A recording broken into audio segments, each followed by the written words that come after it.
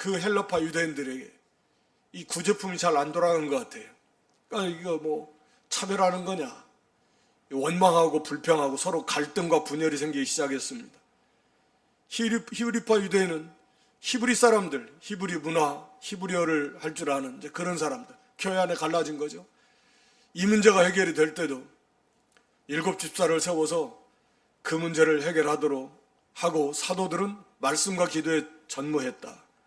그래서 보니까 6장 7절에 가서 하나님의 말씀이 점점 왕성하여져 가니까 제자의 수가 더 심히 많아졌고 허다한 많은 제사장들도 이렇게 복음을 믿었다. 그러니까 교회가 그래요.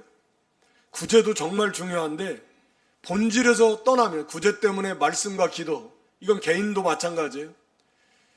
여러 가지 섬기는 일도 중요한데 그런데 말씀과 기도의 그 본질에서 떠나게 되면 영적 성장은 없다.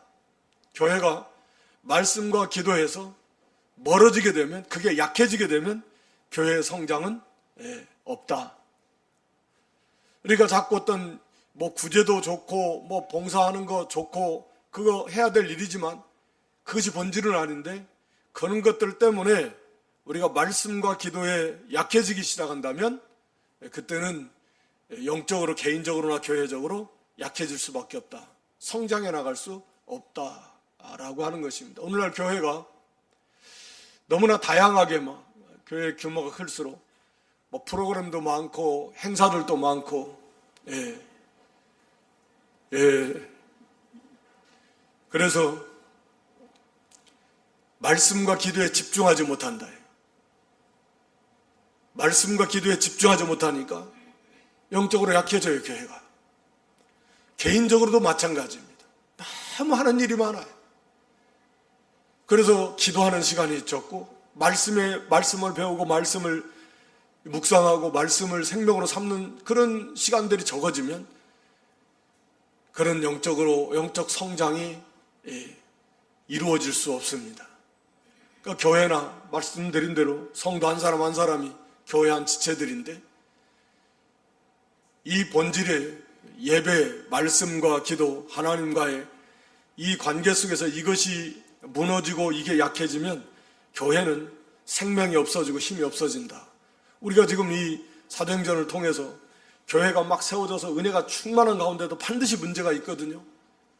인간들이 완전하지 않기 때문에 다 부족하니까 또 사탄이 가만히 있지 않고 이 모양 저 모양으로 계속해서 이렇게 교회를 무너뜨리려고 하는 거예요. 핍박도 했다가 그 안에 죄가 들어오기도 하고 서로 갈등도 일어나고 원망도 불평도 일어나고 이것을 어떻게 헤쳐나갈 것인가. 그 문제를 집중하면서 헤쳐나가면서도 항상 이 말씀과 기도에 우리가 전심전력을 다해야 된다. 여기에서 멀어지면 되지 않는다라고 하는 것입니다. 오늘 여기 본문에 보면 31절에 그리하여라고 하는데 그리해서 이 말씀은 지금 제가 6장까지 간략하게 말씀을 드렸는데 이제 7장에 가면 스데반 집사가 설교하고 순교당하는 이제 그런 모습이 나옵니다. 그러면서 큰 핍박이 일어났다고 그랬어요. 교회가 막 흩어져 버려요. 하나님의 놀라운 섭리의 역사인데 예루살렘에만 있으니까 땅끝까지 증인이 되라 그랬는데 흩어져 증인될 생각을 안 하니까 하여튼 핍박 가운데 다 흩어졌어요. 그래서 오늘 여기 31절에 나온 대로 온 유대와 갈릴리와 사마리아 교회가 예루살렘에만 있던 교회가 핍박이 나니까 거기 있을 수가 없으니까 유대의 온 지방으로 퍼져나가고 사마리아 지역으로 나가고 갈릴리 지역으로 나가고 흩어져서 거기에서 이제 교회가 형성이 되어지는 거죠. 이방 땅으로도 가는 거고 그런 교회들이 평화라에 든든히 서갔다. 근데 여기 그리하여라는 이런 말씀은 그 앞에서 그러니까 7장 스데반 집사의 그 순교와 그로 인해서 촉발된 교회 그 대핍박, 큰 핍박이라고 그랬으니까 이 핍박과의 관계, 또 이어서 9장에서 오늘 여기 9장에서 나오는 사도 바울, 사울이라고 하는 사도 바울의 회심, 이 사건, 이 과정 속에서 이 관계, 밀접한 관계가 있다. 이걸 통해서 교회는 오히려 더 평안한 가운데 든든히 서갔다, 이런 말이거든요. 그리하여서, 그러니까 이 말씀인데, 스데반 집사가 6장에서부터 이제 모여서, 공회 앞에 모여서, 공회들이 모여가지고 스데반 집사를 아마 잡아와서 거기서 이제 그를 신문하고 그를 죽이려고 하는 건데, 스데반 집사가 거기서 7장에서 담대하게 성령의 충만함을 입어서 복음을 전합니다. 그래서 6장 15절에 가서 보면 스데반 집사의 얼굴이 천사의 얼굴과 같았다. 그러니까 조금도 위축되지 않아요? 두려워하지 않아요? 오히려 담대해요. 성령의 충만함을 입어서 거기에 있는 공의에 모인 난다 긴다 하는 이스라엘의 종교적 지도자들, 가득 있었지만 그들에 대해서 담대하게 하나님의 말씀을 전하며 그들을 책망하며 일깨웁니다. 성령의 충만함 속에서.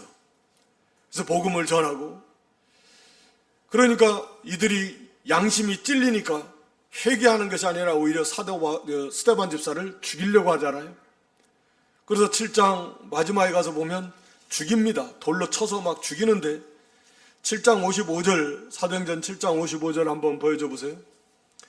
사도행전 7장 55절에 보면 이 스데반 집사가 성령이 충만해서, 스데반이 성령이 충만해서 하늘을 우러러 주목하여 하나님의 영광과 및 예수께서 하나님 우편에 서신 것을 봤어요. 그러니까 성령이 충만한 가운데서 예수님이 하나님 우편에 서 계신다. 부활하신 예수님이, 승천하신 예수님이, 그 부활하신 예수님을 증거하고 하늘보좌 우편에 계신 걸 증거하고, 그러면서 막 돌에 맞으면서도 거기에 막 피가 철철 흐르면서도 죽어갈 거니까 얼마나 고통스러웠겠어요. 그러나 거기에 무슨 두려움이 있겠습니까? 고통스러워하는 것도 없어요. 오히려 막 기쁨이 충만해요. 감사가 넘쳐요. 소망이 충만해요. 얼굴이 천사의 얼굴과 같았다 그랬어요.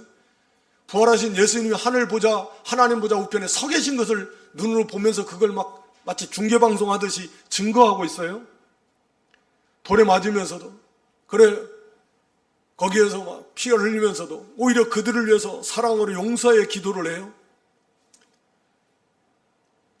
자, 이런 엄청난 위대한 승리죠. 그런 모습을 보면서 성도들이 어떤 그런 또 소식이 이렇게 전파되어지고, 그 현장에 있었던 많은 사람들, 성도들이 그걸 보면서 두려움에 사로잡혔을까요? 왜? 무서워서 아이고 나도 저렇게 돌에 맞아 죽으면 어쩌지, 이런 두려움에 사로잡혔을까요? 아니면 오히려 강하고 담대함으로, 그런 감사함으로 충만해졌을까요? 당연히 그렇게 되는 거예요. 거기에 두려움 없어요. 그 스데반 집사의 모습을 보면서, 순교의 모습을 보면서 전혀 두렵지가 않아요. 성령의 충만한 속에서 오히려 하늘 보좌의 우편에 서 계신 예수 그리스도를 증거하고, 얼굴이 천사 얼굴 같으면서 막 감사가 넘치고 기쁨이 넘치고, 할 수만 있었으면 아마 찬양도 했을 것 같은데 오히려 자기를 향해서 돌을 던지는 그들을 불쌍히 여기고 사랑해서 그들을 용서해달라고 막 기도하면서 그렇게 아름다운 모습으로, 그렇게 기쁨이 충만한, 영광의 주님을 바라보면 소망이 충만한 그런 가운데서 순교를 하니까, 그 현장에 있고 그걸 지켜본 그 성도들의 모습 속에서 얼마나 위로를 받고 힘을 얻고, 많은 순교자들이 그랬다 그러잖아요. 기독교 역사 속에서 순교사를 보면. 그러니까 오히려 그 순교자들의 모습을 보면서 많은 사람들이 기독교로 돌아왔다 그래요. 사람이 어떻게 저럴 수 있지? 죽어가는데. 여러분, 우리가 마지막 임종을 할 때도 그럴 것 같아요. 임종을 하면서 천국에 갈 수 있을지, 그냥 그렇게 갑자기 갈 수도 있고, 그렇지만 우리가 만약에 임종할 기회가 있어서 임종을 하면서 자녀손들 다 모아놓고 마지막 임종을 이제 앞에 두고 그런 가운데서 이제 천국에 간다라고 하면 의식이 있기 전에, 없기 전에 하나님이 주시는 그 위로 속에서 하늘에 무슨 천국의 모습을 보여주시는 건 아닐지라도 믿음이 충만한 가운데서 막 감사가 넘치고 기쁨이 넘치고 기대감이 소망이 넘쳐서 영광의 주님을 향해서 주님께로 가는 그런 설레임을 가지고 그런 기쁜 모습으로 거기에 함께한 자녀손들에게 그런 모습을 보여주기 위해서 그런 건 아니지만 실제로 그렇게 기쁨 속에서 이제 먼저 가니까 너희도 이렇게 믿음 잘 지켜서 따라와라 하면서 막 기쁨이 충만한 가운데서 그렇게 이 마지막을 임종하고 주님 앞에 간다라고 하면 거기에 참여한 성도들이, 그 자녀손들이 물론 인간적으로 육신적으로는 슬픔도 있겠지만 얼마나 큰 위로를 받고 힘을 얻고 도전도 받고 또 천국의 그런 어떤 좀 더 소망의 확신이 이렇게 견고해지게 되지 않겠습니까? 스데반 집사의 이런 순교를 통해서 참 이런 엄청난 핍박이죠. 사실은 순교라고 하는 것은 죽이는 거 아닙니까? 예수 믿는다고 지금 죽이는 거잖아요. 이건 최고의 핍박이죠. 이런 핍박이 일어나면 다 두려워해야 되는데 오히려 이런 스데반 집사의 순교의 모습 속에서 성도들이 위로를 받는 거죠. 힘을 얻는 거죠. 오히려 강하고 담대함을, 그런 믿음을 갖게 되는 거죠. 확신하게 되는 것이고. 그래서 나도 우리도 그래서 더욱 담대하게 하나님의 은혜 속에서 그렇게 나아갈 수 있게 되는 거죠. 우리 누가복음 12장 11절로 12절에 보면 누가복음 12장 11절 12절에 보면 앞으로 너희들 고난이 많이 올 거다라는 거예요. 너희를 회당과 정사자분이와 권세 있는 이 앞에 막 끌고 가서 막 그럴 때 두려워하지 말라는 거예요. 어떻게 해야 되지? 뭐 변명할까? 어떻게 이걸 모면할까? 그러하지 말라는 거예요. 거기 12절에 보면 성령께서 그때 마땅히 할 말을 너에게 주실 것이다. 그러니까 사도들의 모습이 그렇거든요. 사도들이 잡혀가도 공회 앞에서도 그들에게 담대하게 성령께서 주시는 성령의 충만함을 입어서 하나님의 말씀으로 그들을 오히려 책망하고 그들을 권면하고 복음을 증거하거든요. 스데반도 마찬가지거든요. 이게 하나님이 하시는 거예요.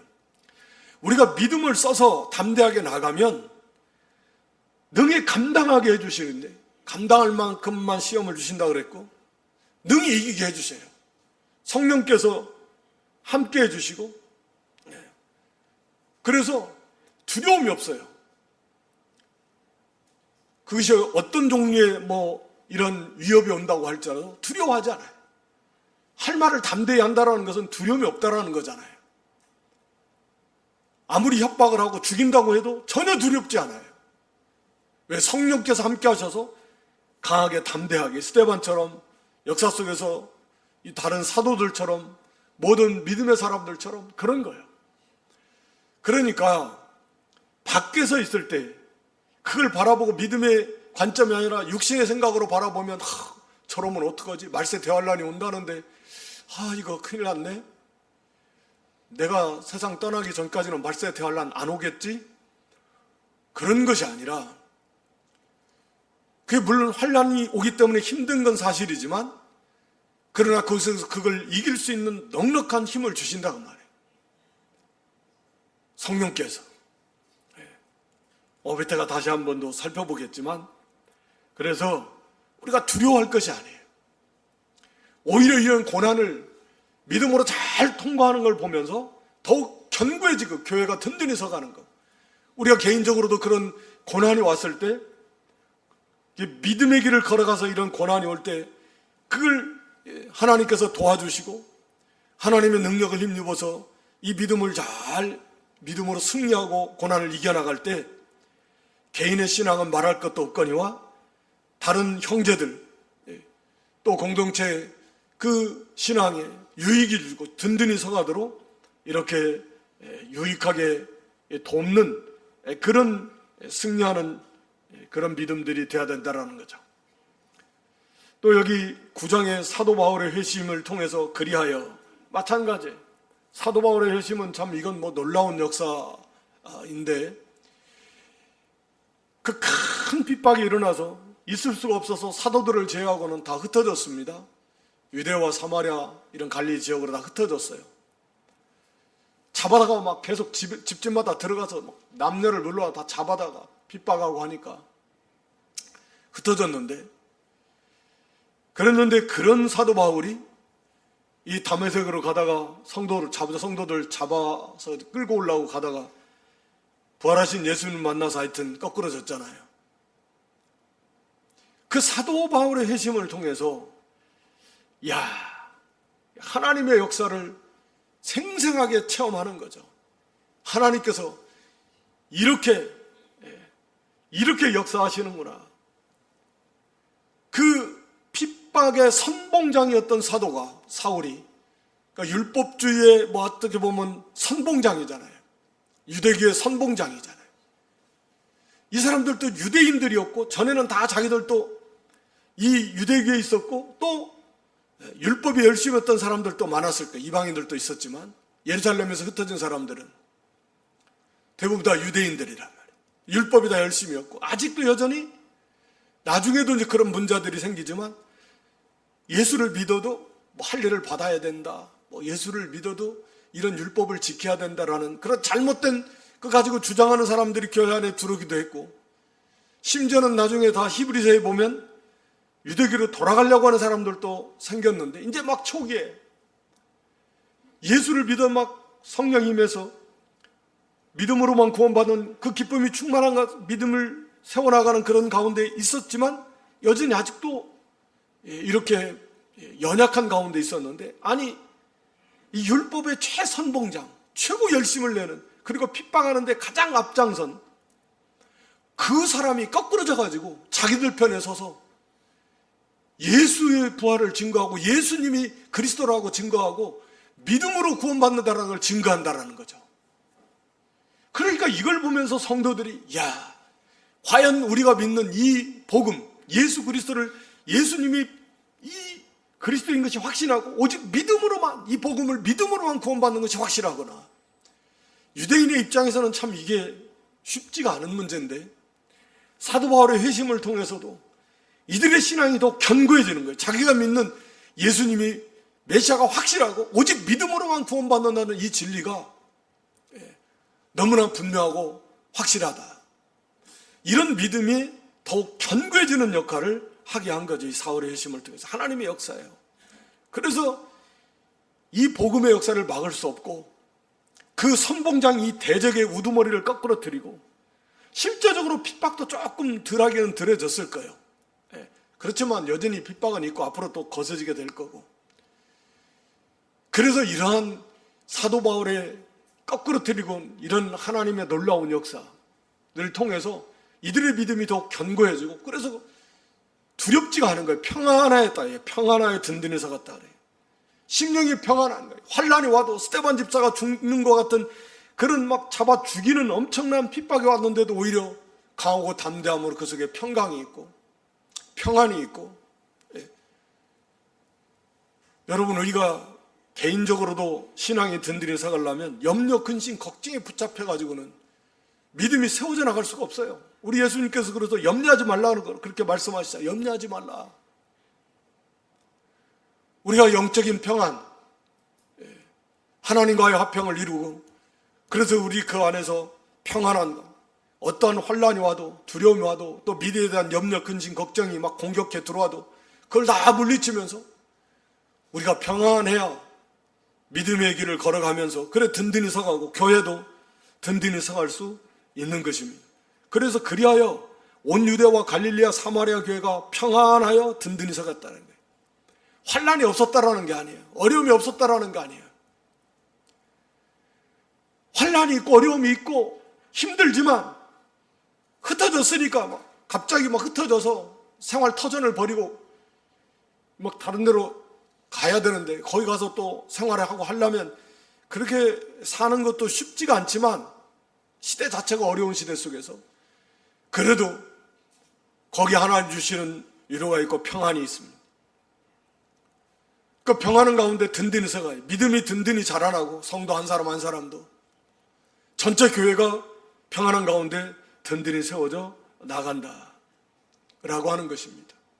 오늘날에도 우리가 끊임없이 뭐 염려, 근심, 걱정이 어느 시대나 다 있지만 얼마나 많은지 그럴 수밖에 없는 시대고 세상은 다 그런 거니까요. 염려할 일, 걱정스러운 일들이 너무 많다.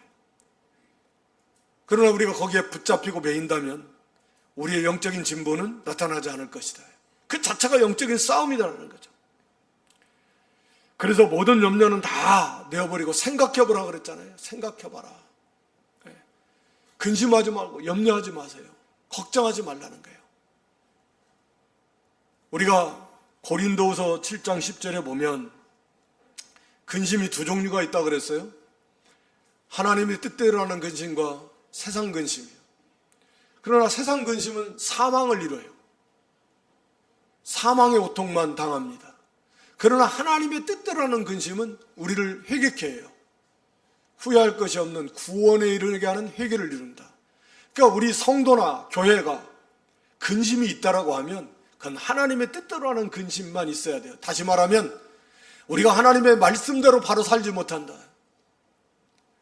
우리가 하나님을 기쁘시게 하지 못하고 영화롭게 하지 못한다라는 그런 영적인 근심은 있어야 돼요. 또 있을 수밖에 없어요. 우리가 다 부족하니까. 그런 거 말고 그저 먹고 사는 문제, 건강의 문제, 요즘 또 무슨 뭐 코로나가 창궐하고 감기까지 뭐 해가지고 한다 그러는데 그런 거 걱정하지 말고, 앞일에 대해서 걱정하지 말고 하나님을 많이 생각해보자. 하나님, 우리 예수님 말씀대로 생각해보라 그래. 생각. 우리 하나님을 생각해. 절대 주권의 하나님. 우리가 하나님의 자녀들인데 어려움이 와도 우리에게 유익되라고 하나님 허락하시는 거고, 그걸 통해서 우리를 자라나게 하시는 거고, 능히 감당할 만하게 하시는 거고, 걱정할 거 없습니다. 우리는 이미 영생이 와 있고 하나님의 나라가 예비되어 있고,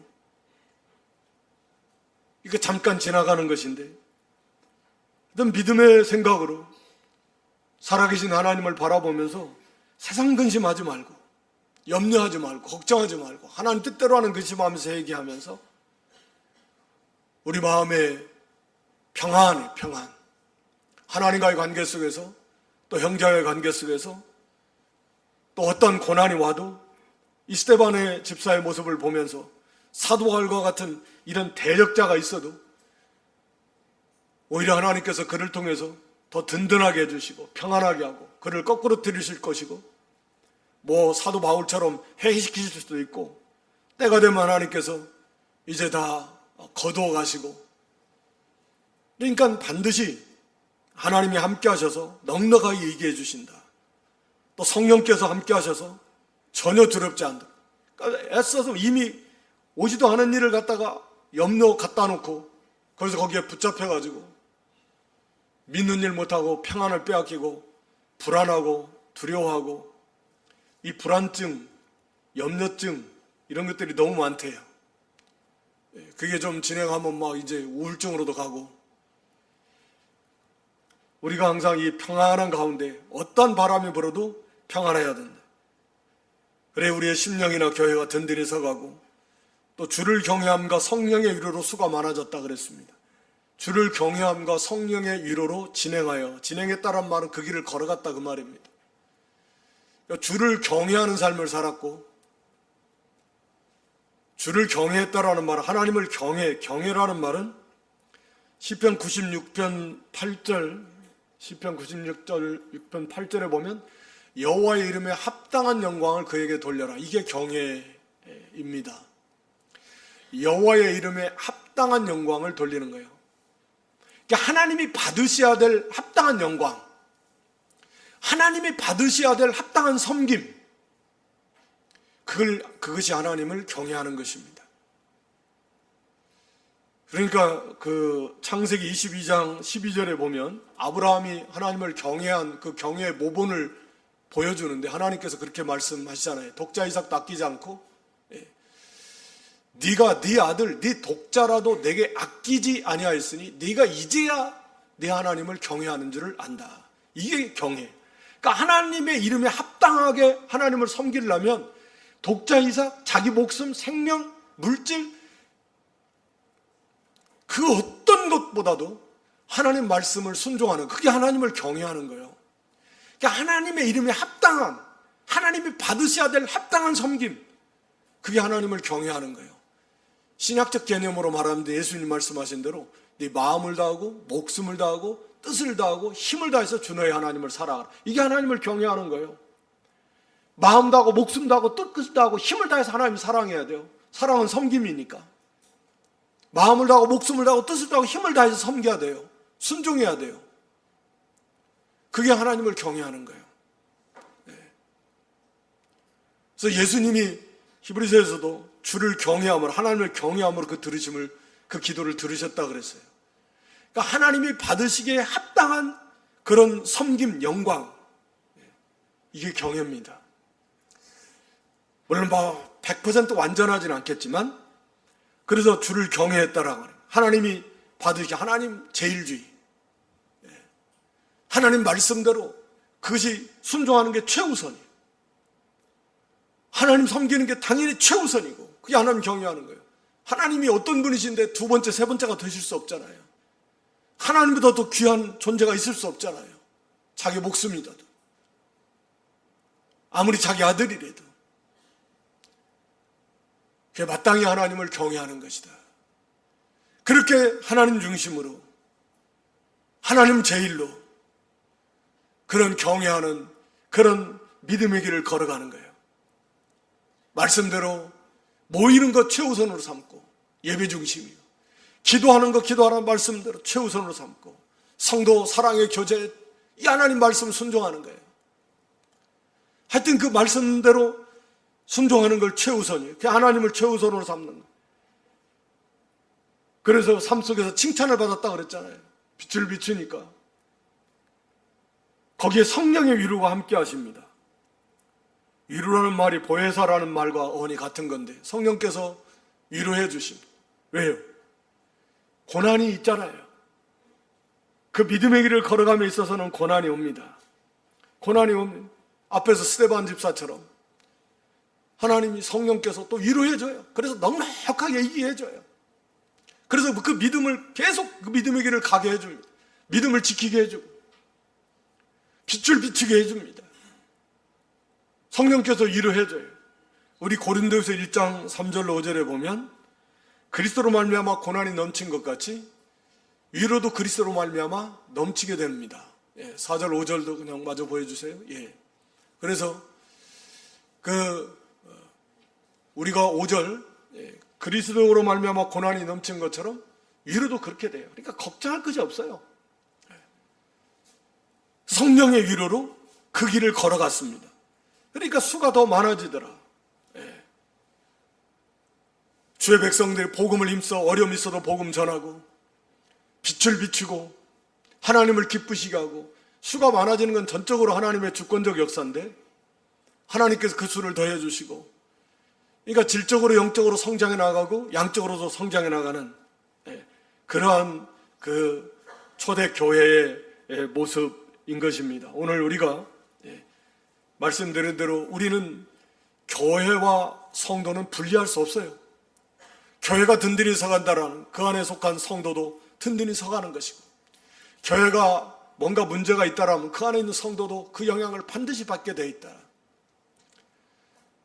교회와 성도는 뗄 수 없는 그런 연합된 큰 몸된 몸과 지체와 관계이기 때문에, 이게 교회가 든든히 서간다라는 것은 그 안에 있는 성도들도 함께 든든히 서가야 되는 것이고, 우리의 삶 자체가, 우리의 존재의 목적 자체가 하나님의 나라를 세워나가시는 하나님의 영광을 위해서 거기에 같이 참여한 존재로서 하나님의 나라를 협력해서 세워나가는 그 존재예요. 우리가 존재하는 이유와 목적이.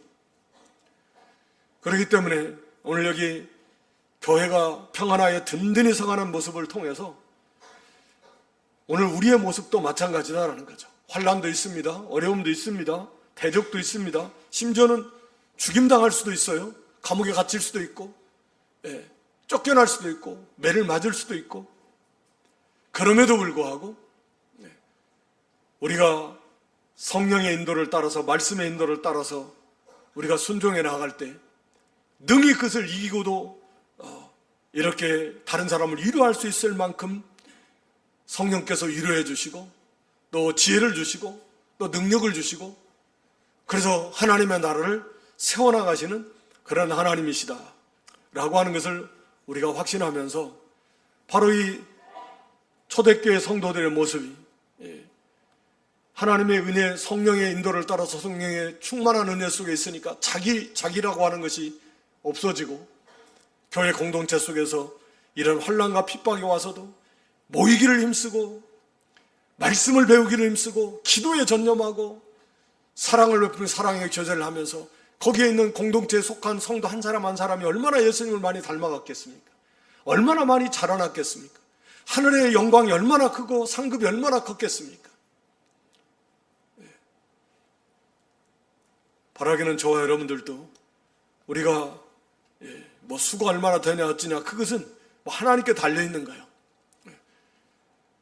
우리가 언제나 영적 평안을, 어떤 혼란이 오고 고난이 오고 어려움이 온다고 할지라도 그 염려와 근심과 걱정이나 두려움에 붙잡히지 아니하고, 우리가 언제나 하나님을 생각하고 주님을 생각하고 주의 말씀을 붙들고 성령의 인도를 따라서 그 가운데 주시는 참된 평안을 누리고, 그것을 어려움을 다 이기고 또 사랑의 교제를 하며 우리가 평안한 가운데, 심령의 평안한 가운데 든든히 서가고 하나님을 경외함으로, 하나님 제일주의, 말씀 제일주의, 그래서 이 믿음으로 나갈 때 성령께서 반드시 위로해 주시고, 그래서 하나님의 영광을 나타내고 또 하나님이 믿는 자의 수도 더해 주셔서 우리가 영적으로 또 양적으로도 성숙해져 가는 그런 복된 교회 성도들 다 될 수 있기를 주님의 이름으로 축원합니다.